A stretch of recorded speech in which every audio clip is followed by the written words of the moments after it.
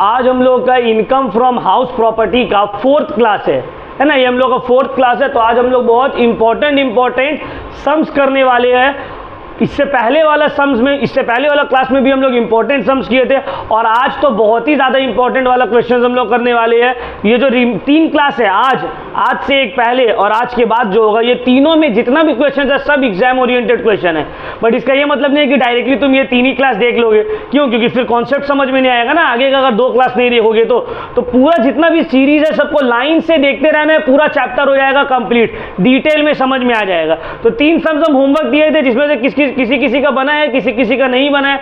तो बना हो या नहीं बना हो, अभी हम पूरा बोर्ड में बनाएंगे। तो क्वेश्चन को ध्यान से पढ़ना है। हम रीड आउट कर रहे हैं, स्क्रीन के ऊपर भी है, रीड आउट कर रहे हैं, और फिर इसको हम लोग सॉल्व करेंगे। तो क्वेश्चन नंबर 7 से करते हैं start. Mrs Poddar is the owner of 2 houses, the particulars of which are given below. Calculate her income from the house property for the assessment year 2023-24। अच्छा, एक और चीज, क्योंकि हम एकदम लेटेस्ट बुक यूज कर रहे हैं, तो मेरा ईयर 23-24 है। जो आप लोग में से ओल्ड एडिशन यूज कर रहे हैं, तो किसी का 19-20, किसी का 20-21, तो इससे कोई लेना देना नहीं है। ईयर से कॉन्सेप्ट पूरा सेम रहेगा, बस ईयर चेंज हो जाएगा। तो उससे आपको टेंशन लेने का जरूरत नहीं है कि बुक में सम्स गलत है, ऐसा कोई बात नहीं है। कोई जगह में सिर्फ प्रिंटिंग एरर है, तो वो हम बता देंगे कहाँ पे प्रिंटिंग एरर है।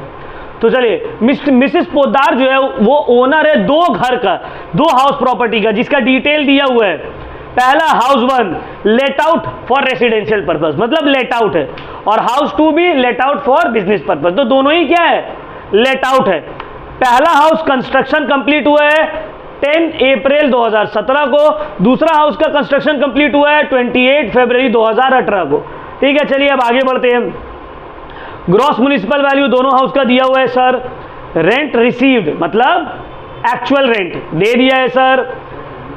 Standard rent under the rent control act, standard rent दे दिया है सर।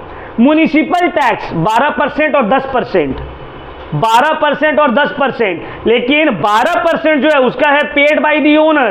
देखिए आप लोग का बुक में प्रिंटिंग मिस्टेक है, ये पेड बाय द टेनेंट लिखा हुआ, ये उस तरफ होगा। ठीक है, स्पेसिंग देने में प्रॉब्लम हो गया प्रिंटिंग के टाइम। तो 12% जो है वो है पेड बाय द ओनर, और 10% जो है वो है पेड बाय द टेनेंट। एक चीज हम आप लोग को बताए थे जब म्युनिसिपल टैक्स पढ़ा रहे थे, कि अगर म्युनिसिपल टैक्स टेनेंट पे करेगा तो वो एज अ डिडक्शन अलाउड नहीं होगा। जब ओनर पे करता है म्युनिसिपल टैक्स तो ही वो डिडक्शन के लिए अलाउ होगा। बहुत अच्छे, चलिए अब आगे। फायर इंश्योरेंस प्रीमियम, इसका कुछ करना नहीं है। रिपेयरिंग एक्सपेंस, इसका कुछ करना नहीं है। ग्राउंड रेंट, इसका भी कुछ करना नहीं है। Interest on loan taken for construction, हाँ इसका काम है। तो इंटरेस्ट ऑन लोन दे रही है हाउस 1 और हाउस 2 दोनों का। Vacancy period 2 months. Rent collection charges, इसका भी कुछ लेना देना नहीं है। तो हमको इंफॉर्मेशन दिया हुआ है, कुछ पूछना है क्या? तो सम्स हम लोग स्टार्ट करते हैं हाउस 1 से, ठीक है ना। तो चलिए हाउस 1 से हम लोग स्टार्ट कर रहे हैं। तो ऊपर आप लोग लिख लेना, ठीक है। अब इतना सम्स कर लिया, हम पूरा डिटेल में आप बताने नहीं जाएंगे हर सम्स में। ऊपर लिख लेना, क्या लिखना है? In computation of income from house property of Mrs Poddar for the assessment year 2023-24 relating to the previous year 2022-23। इसको लिख लेना है। ये मिस हुआ तो मार्क्स भी 1-2 मिस हो जाएगा, ठीक है, क्योंकि फॉर्मेट में मार्क्स है। अब हम ऑलरेडी तुम लोग को पहला कुछ क्लासेस करवा दिए, तो इसीलिए अब हम तुम लोग को डायरेक्टली सम्स के तरफ बढ़ रहे हैं, ठीक है। टाइम तुम लोग का ज़्यादा हम वेस्ट नहीं कर रहे। तो चलो स्टार्ट करते हैं हाउस 1, ठीक है। हाउस 1 ग्रॉस म्युनिसिपल वैल्यू कितना दिया हुआ है सर? 70,000। फेयर रेंट कितना दिया हुआ है? नहीं पता। क्या आ गया? Notional rent. Sir notional rent higher of above है ना, higher of GMV and FR। कौन सा हायर है सर? देख के क्या लग रहा है आपको? एक ही तो है, 70,000, ठीक है ना। चलो नेक्स्ट, स्टैंडर्ड रेंट।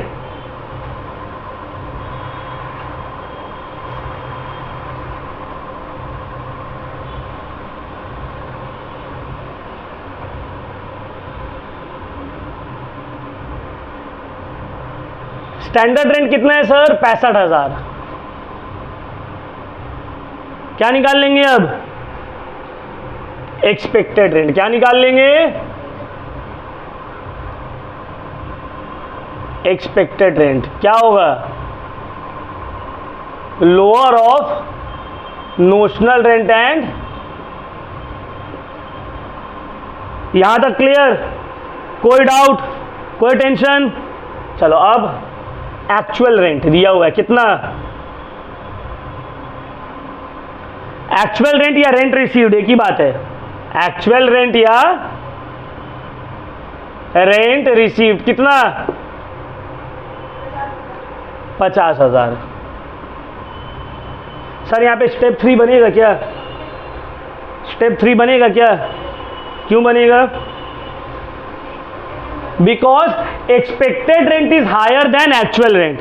तो जब expected rent is higher than actual rent तो हम लोग क्या करेंगे? एक्सपेक्टेड रेंट से माइनस करेंगे किसको? लॉस ड्यू टू वैकेंसी, और आएगा रिवाइज एक्सपेक्टेड रेंट। क्या आएगा? अगर एक्सपेक्टेड रेंट हायर नहीं रहते एनुअल वैल्यू से तो हम लोग क्या करते? डायरेक्टली ग्रॉस एनुअल वैल्यू निकाल देते, हायर ऑफ दी अबव। तो यहां पे अब लिखेंगे रिवाइज्ड, क्या लिखेंगे? रिवाइज्ड एक्सपेक्टेड रेंट एज, ये क्यों निकाल लिए? As expected rent is higher than actual rent, क्योंकि ये बड़ा है, ठीक है ना। तो रिवाइज एक्सपेक्टेड रेंट कैसे निकलेगा? देखो, एक्सपेक्टेड रेंट जो कि है कितना?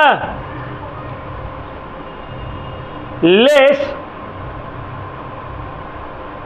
Loss due to vacancy.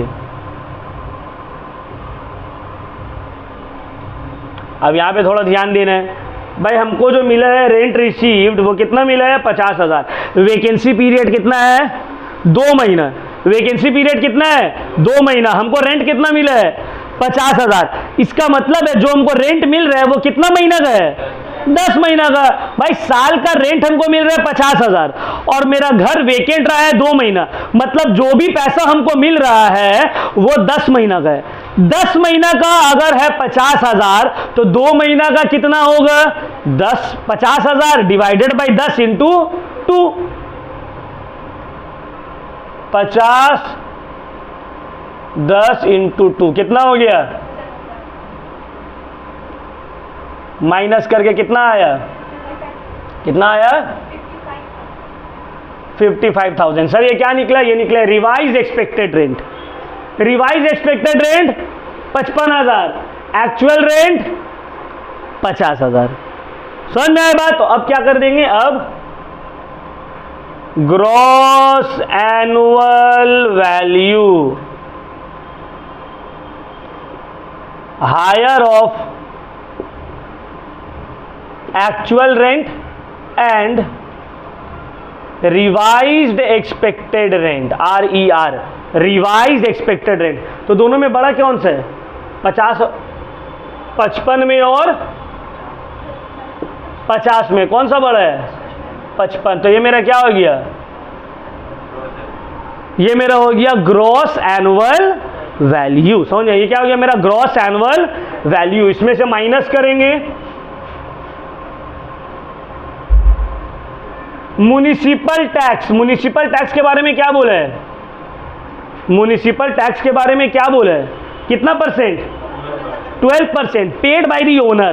तो ओनर पे करेगा तो अलाउ होगा डिडक्शन, ओनर नहीं पे करेगा तो डिडक्शन अलाउड नहीं होता। यहां ओनर पे किया तो 12% किसका?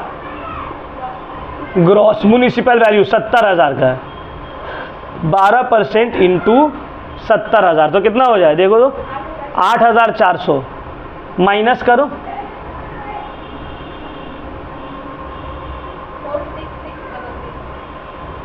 Net annual 466 net annual value आ गया। अब इसमें से दो चीज minus, less deduction under section 24 sub section A 30% of NAV। Number B interest on loan.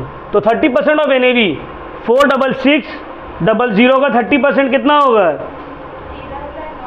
13,900 और इंटरेस्ट ऑन लोन 10,500। दोनों को ऐड किया तो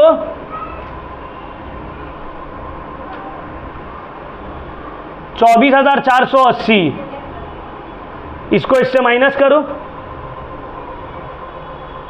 आ गया इनकम फ्रॉम हाउस 1 कितना? 22,120। पहला सम, पहला हाउस का। अभी पूरा सम्स कंप्लीट नहीं हुआ है। ये जो पूरा सम्स किया है कौन सा हाउस का है? हाउस 1। कौन सा हाउस? हाउस 1, पहला हाउस का। ठीक है ना? 22,120 पूरा आ रहा है ना? ठीक है, चलो अब इसको उतार लो। अब हाउस 2 में आएंगे।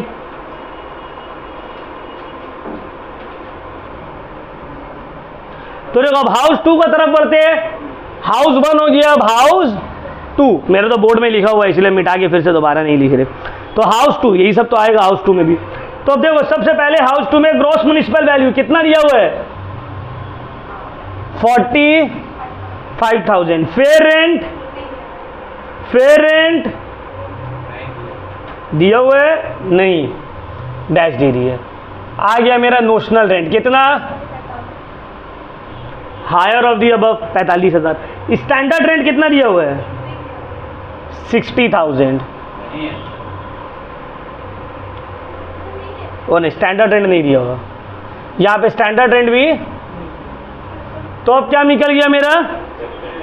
Expected rent. तो एक्सपेक्टेड रेंट तो कुछ बचा नहीं, तो यही ना आएगा 45,000। लोअर है ना, तो स्टैंडर्ड रेंट तो दिया नहीं है, तो 45,000 मान लो लोअर। चलो अब आते हैं रेंट रिसीव्ड, जो कि है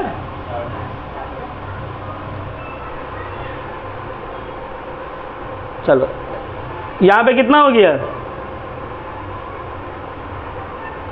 एक्सपेक्टेड रेंट 45 और रेंट रिसीव्ड। तो यहां पे क्या स्टेप 3 बनेगा? स्टेप 3 बनेगा? नहीं बनेगा। रिवाइज एक्सपेक्टेड रेंट यहां निकालने का जरूरत, ये वाला पोर्शन नहीं होगा। क्यों नहीं होगा सर? बिकॉज हियर डायरेक्टली आप लिखिएगा ग्रॉस एनुअल वैल्यू, जो कि हो जाएगा कितना हो जाएगा? 60,000।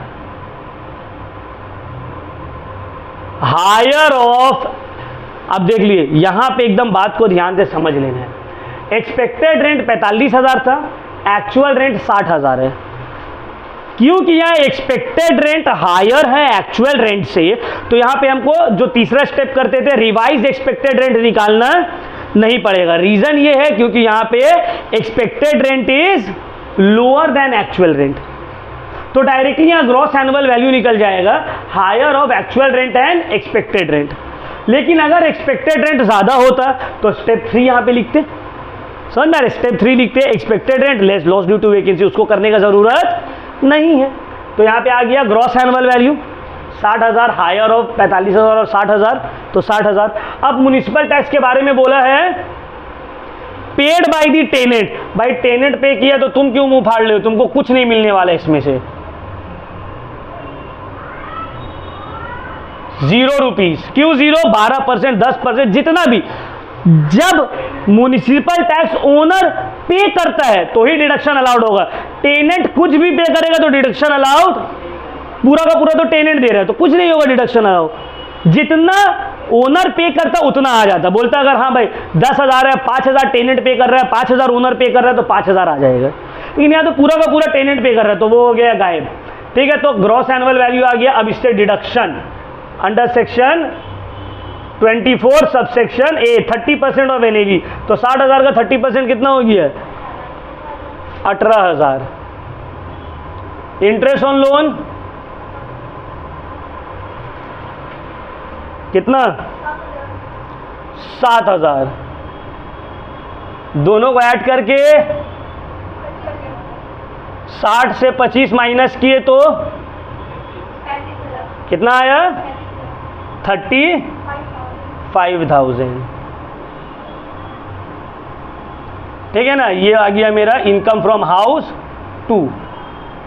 क्लियर हो गया पॉइंट, इनकम फ्रॉम हाउस 2। तुम लोग एक चीज और कर सकते हो, यहाँ पे क्लोज करके पूरा क्लोज कर दोगे और ये लाइन के नीचे निकालना है income from house property, last में एकदम इनकम फ्रॉम मतलब दोनों का मिलाकर फ्रॉम हाउस प्रॉपर्टी। ये तो हाउस 2 है ना, तो हाउस 1 और हाउस 2 का दोनों मिलाकर कितना आ रहा है? 57,120। बस इसको लिख देना है ऐसे। तो ये हो गया मेरा सम नंबर 7 सॉल्व। क्लियर हुआ? चलो इसको उतार लो जल्दी से सब। तो अब हम लोग नेक्स्ट क्वेश्चन की तरफ बढ़ते हैं, जो हम लोगों का बहुत इंपॉर्टेंट क्वेश्चन है ये भी। तो एक बार देख लेते हैं, पढ़ते हैं। Mr Abdul, question number 9, Mr Abdul is the owner of 3 house properties in Kolkata. 3 घर है उसका, कहां पे? कोलकाता। कोलकाता कौन सा सिटी है? मेट्रोपॉलिटन, याद रखना है। The first house is used for own residence. पहला घर को वो क्या करने में यूज कर रहे हैं? Own residence, self occupied. Clear? And the rest 2 house are let out for residential purpose. और रिमेनिंग 2 हाउस क्या हो रहे हैं?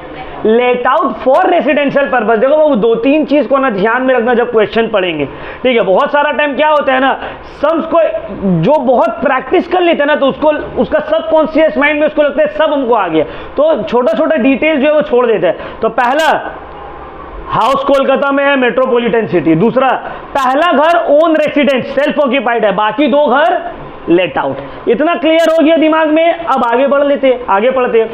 आगे में बोला है ग्रॉस म्युनिसिपल वैल्यू तीनों घर का। म्युनिसिपल टैक्स बोला 50% paid by the tenant. Municipal tax जितना भी है 10%, 10%, 10% तीनों का। बहुत कोई का बुक में देखो प्रिंटिंग एरर है 105, वो 105 नहीं है, वो 10% होगा।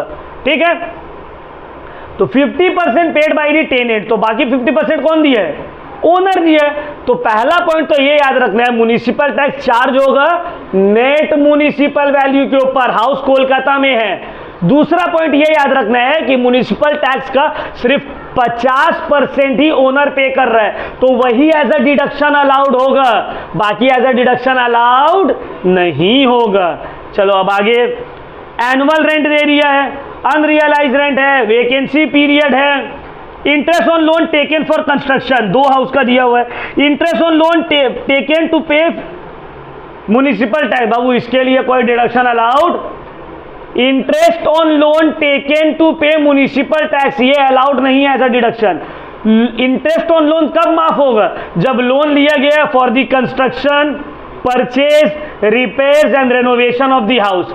म्युनिसिपल टैक्स पे करने के लिए लोन ले रहे हो तो उसका डिडक्शन अलाउड नहीं होगा, इसको हटा देना है। फिर repairing charges, ground rent, fire insurance, ये सब कुछ नहीं आएगा। अच्छा क्यों सर, ऐसा क्यों repairing charges, rent collection charges नहीं आता है? देखो बाबू, ये सब इसलिए नहीं आता है ना, रीजन इसलिए है, गवर्नमेंट बोलेगा हम तुमको एनएवी का 30% डिडक्शन अलाउ कर रहे हैं, 30% एनएवी का डिडक्शन अलाउ हो रहा है ना, तो क्यों अलाउ हो रहा है 30%? क्योंकि तुम्हारा जो भी छोटा मोटा खर्चा है वो सब तुम इसी में निपटा लो, अलग से मेरे पास मत आओ। समझ में आए बात? तो चलो सम्स को स्टार्ट करते हैं हम लोग।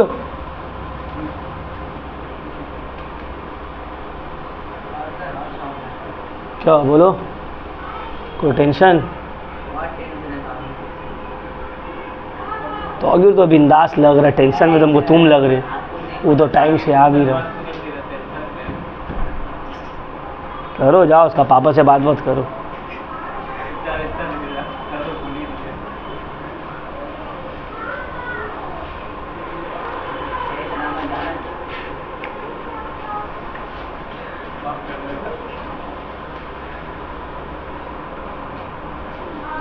आज सैफ लग रहा है, इंक डाला है अच्छे से, देख रहे हो डेली प्रॉब्लम हो रहा है। जो इंक अच्छे से दिया हुआ सम्स करने में भी सही लग रहा है, तो आधा टाइम तो मेरा ऐसे इंक ही में चले जाता है।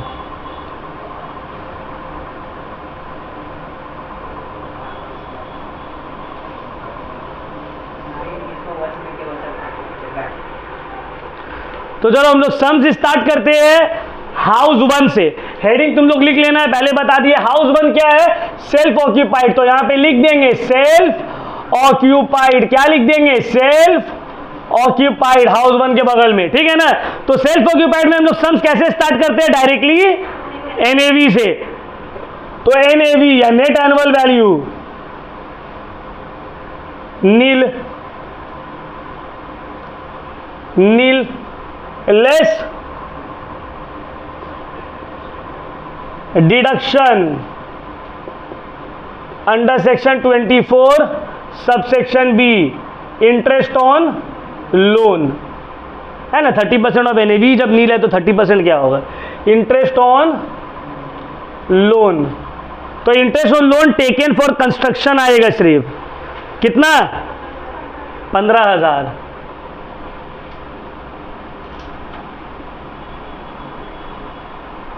तो ये 15,000 नेगेटिव में, इसीलिए इसको लिखा है ब्रैकेट में। ये क्या है, income from house one, income from house one. Clear है ना, समझ में आए तो यहां तक, इनकम फ्रॉम हाउस वन 15,000 रुपया नेगेटिव, पहला घर का काम तमाम। अब आते हैं हाउस टू, यहां तक क्लियर है, तो चलो उतार लो इसको।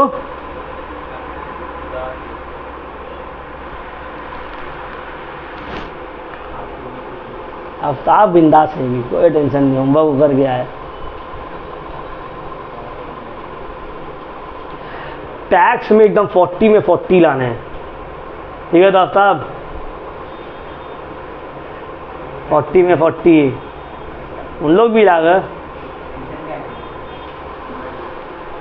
नहीं देखो, मार्क्स एकदम अच्छा स्कोर करना है, अदरवाइज कॉलेज के अटेंडेंस में फिर प्रॉब्लम हो जाएगा। ठीक है,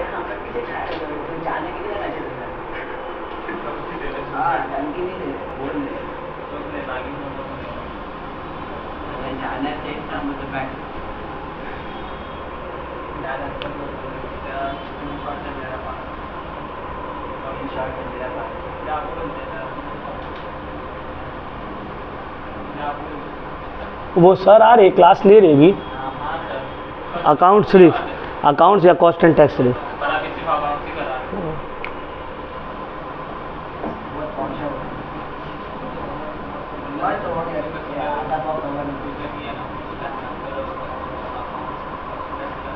तुमको पढ़ना है या रिश्ता खोजना अंकल है, तुमको उम्र से क्या टेंशन है सर, एज का बात नहीं तो उम्र,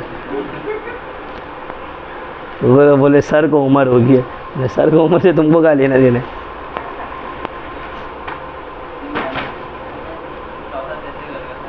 अच्छा चलो, अब हम लोग आते हैं हाउस टू। हाउस टू क्या है, लेट आउट है। हाउस टू क्या किया हुआ है, लेट आउट, इसीलिए बगल में लिख दिए लेट आउट। तो स्टार्ट करते हैं, gross municipal value, gross municipal value कितना दिया हुआ है, 40,000। Next fair rent, fair rent कितना है, नहीं है, क्या आ गया, नोशनल रेंट, है ना, notional rent higher of GMV and FR, जो कि 40 ही है। स्टैंडर्ड रेंट दिया हुआ है, नहीं दिया हुआ है सर। हम लोग ना डायरेक्टली स्किप करके भी लिख सकते हैं, लेकिन फिर क्या होगा मालूम है, कोई सब में दिया हुआ रहेगा, कोई सब में नहीं दिया हुआ रहेगा, तुम लोग कंफ्यूज हो गए। इसीलिए भले 1-2 मिनट ज़्यादा लगे, पूरा प्रोसीड्यूर को फॉलो करो। समझ में आए बात। देखना बहुत सारे स्कूल में टीचर लोग डायरेक्टली जब नहीं दिया हो तो स्किप करके एक्सपेक्टेड रेंज से स्टार्ट कर दे रहे, है ना। तो हो जाएगा, वो भी सही तरीका, टाइम तुम्हारा थोड़ा बचेगा, बट कंफ्यूज होगा कौन सब में स्टार्ट करना है, कौन सब में नहीं करना है। तो सोचा भाई 2 मिनट ज़्यादा ही ना चले जाएगा, इसको कर लेना है, ठीक है। किसमें, हाँ उसमें भी मिलेगा, अगर तुम स्किप करके भी डायरेक्टली करते हो, ठीक है। तो स्टैंडर्ड रेंट ये क्या आ गया, ये आ गया expected rent, lower of notional rent and standard rent, ठीक है ना, एक्सपेक्टेड रेंट। अब सर एनुअल रेंट दिया हुआ है, एनुअल रेंट कितना दिया हुआ है? 48,000। और कुछ दिया हुआ है क्वेश्चन में? हाँ, यहां पे तुमको दिया हुआ है एनुअल रेंट के साथ वैकेंसी पीरियड।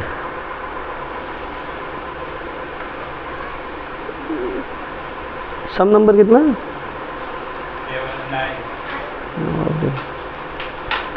अनरियलाइज रेंट दिया हुआ है कुछ? अनरियलाइज रेंट नहीं दिया हुआ है, इसका दिया हुआ है वैकेंसी पीरियड। तो एनुअल रेंट लेस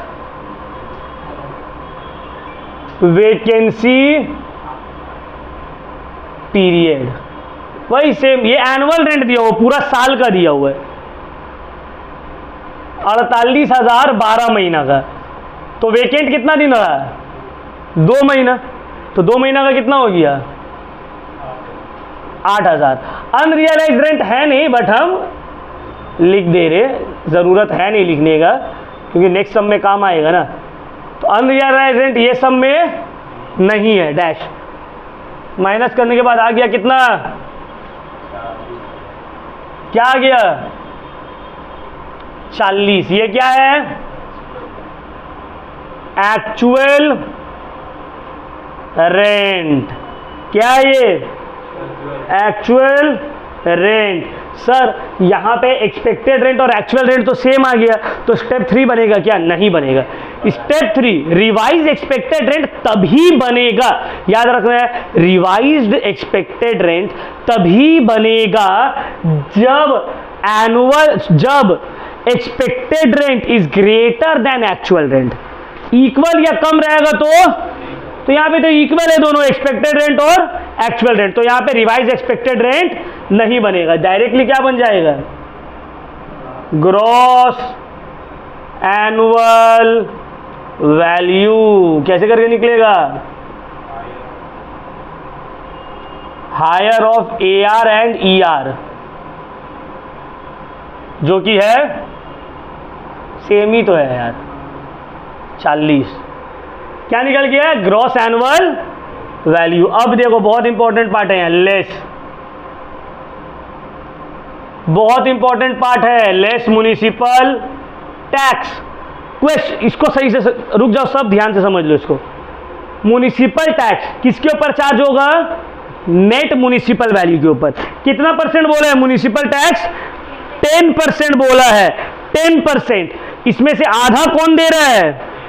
टेनेंट। तो municipal tax as a deduction कितना अलाउ होगा? ध्यान से समझो। ग्रॉस म्युनिसिपल वैल्यू है 40,000, इसका 90% हो जाएगा नेट म्युनिसिपल वैल्यू, इसका 90% हो जाएगा नेट म्युनिसिपल वैल्यू। इसका 10% है म्युनिसिपल टैक्स, जिसका 50% दे रहा है कौन? टेनेंट। तो 50% कौन दे रहा है? ओनर। तो इनटू 50%, देख रहे हो कितना परसेंट आ गया? 40,000 ग्रॉस म्युनिसिपल वैल्यू, उसका 90% हो गया net municipal value. Net municipal value का 10% हो गया म्युनिसिपल टैक्स। म्युनिसिपल टैक्स का 50% डिडक्शन अलाउ होगा, क्योंकि 50% टेनेंट दिए है वो अलाउड नहीं होगा। जो बच गया 50% जो ओनर दे रहा है वो अलाउड होगा। देख लो लाइन से एकदम आ गया ना। तो कितना है? 20,000, 1800।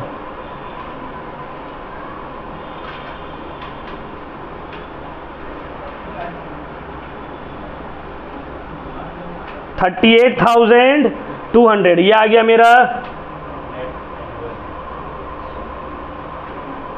Net annual value. इसमें से माइनस होगा less deduction under section 24 sub section A, 30% of NAV B, interest on loan. तो 30% ऑफ NAV कितना हो रहा है? 11,460 और इंटरेस्ट ऑन लोन है 6,000। दोनों को मिलाकर 17,460 माइनस करो, आ गया 20,740, इतने है ना। ये हो गया इनकम फ्रॉम हाउस 2।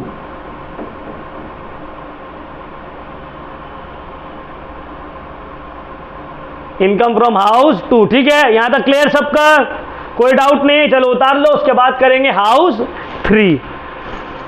कितना टाइम हुआ देखो तो,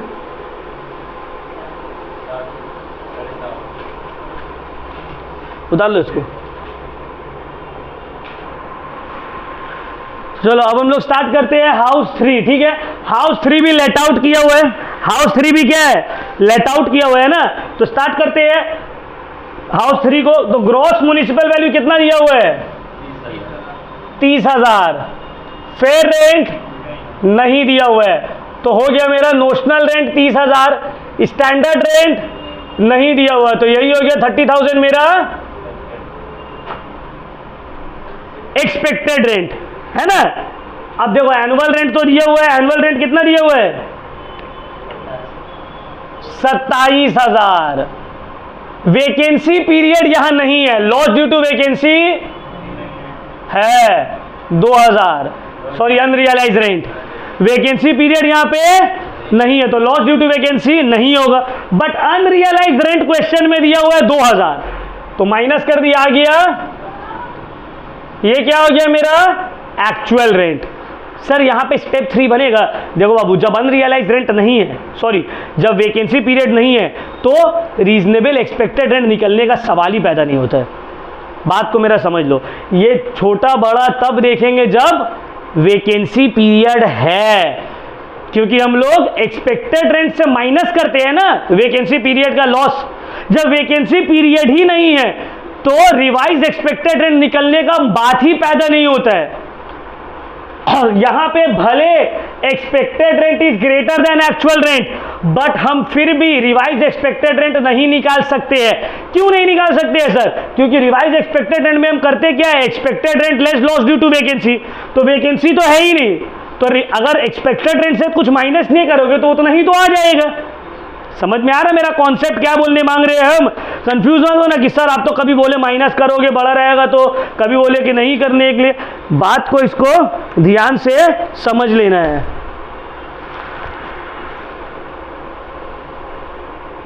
चलो, तो gross annual value higher of actual rent and standard rent, दोनों में बड़ा क्या है 30। तो क्या आ गया मेरा ग्रॉस एनुअल वैल्यू। अब municipal tax same, gross municipal value है 30,000, इसका 90% नेट म्युनिसिपल वैल्यू, इसका 10% म्युनिसिपल टैक्स, और उसका 50% दे रहा है ओनर। कितना आया, माइनस करो,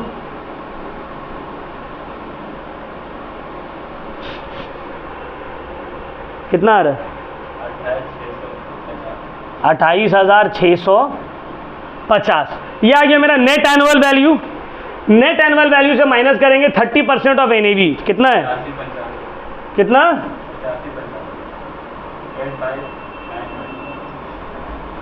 इंटरेस्ट ऑन लोन है कुछ, इंटरेस्ट ऑन लोन हाउस 3 का है नहीं है, नहीं है, तो डायरेक्टली 8595 माइनस करो, कितना आया, कितना 200,555। ये क्या आ गया मेरा इनकम फ्रॉम हाउस 3। क्लोज किए, तीनों को प्लस करो, इनकम फ्रॉम हाउस प्रॉपर्टी कितना आ रहा है, पहला वाला नेगेटिव में है ना तो माइनस में आएगा। इनकम फ्रॉम हाउस प्रॉपर्टी कितना 25,795। ये तीनों हाउस का है मिलाकर income from house property. Clear हुआ, समझ में आया। तो आज के लिए हम लोग इतना ही करेंगे, ये 2 क्वेश्चन हम लोग कर ले, इंपॉर्टेंट क्वेश्चन कंप्लीट। अब next class income from house property का लास्ट क्लास होने वाला है सम्स का। ठीक है, जो बहुत इंपॉर्टेंट और हम लोग एकदम ट्रिकी और टफ सम्स करेंगे। ठीक है, तो चलो आज के लिए इतना ही।